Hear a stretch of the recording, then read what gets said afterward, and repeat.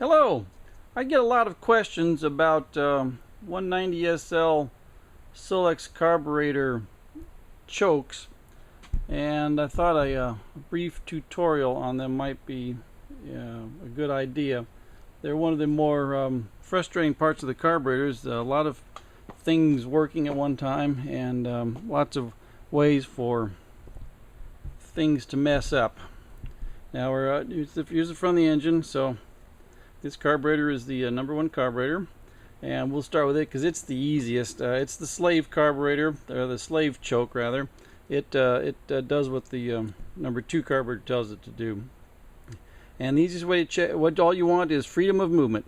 So you're going to put, as you raise your choke lever, make sure that your butterfly closes. And you got this little small helper spring right here that's doing that for you.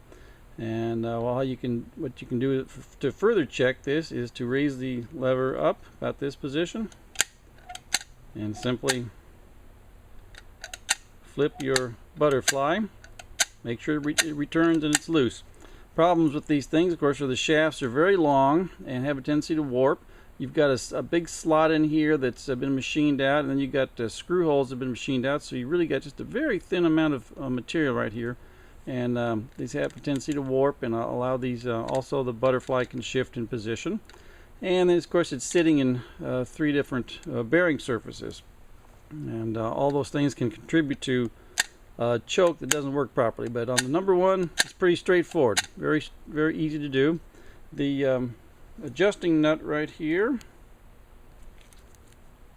is designed to allow you to adjust the lever up and down so that your cable coming down will meet the binding screw, and in a manner such that the cable will not bind and will pull true and straight. Well, as true and straight as it can. The cable actually comes down at an angle and makes a dog tail or dog leg to each of these binding screws, and so the cable is it can be a big part of your problem in terms of chokes not working properly. So always check your choke cable when it's disconnected from the levers. Next up is the number two carburetor, and this is the one where all the trouble takes place.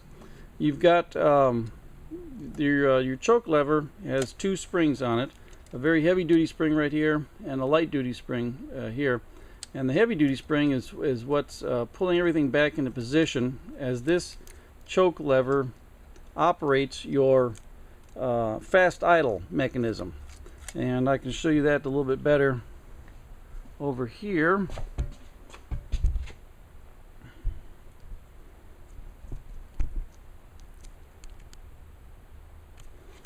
Alright, what you're doing when you're moving this choke lever is you've got this half moon or D-shaped lever plate that's actuating your lever that goes back to your butterfly, and this is your fast idle. And problems that can happen is that this can actually come out of its slot so that you're not operating anything, or it could be binding it. You could have dents, indentations, or ridges right here so you don't get smooth operation. So a little drop of oil would be acceptable right there. And while this is up in the air, you need to be able to see when this is in the fully closed position, make sure that this butterfly moves very easily. Again, the problems you're having are, the problems that can occur are due to the fact that you've got the throttle shaft is going through three bearing surfaces, and this one is a push-in brass bushing, which can be a problem if it binds, if it doesn't push in straight. Obviously the butterfly could shift in position. You want to make sure that your butterfly makes good contact all around there. And again, when you have your lever in the up position, just want to make sure that the butterfly is returned back to the closed position by this small helper spring right here. we're working right now. I'm holding pressure against this large spring, and then the smaller helper spring is what's activating the butterfly itself.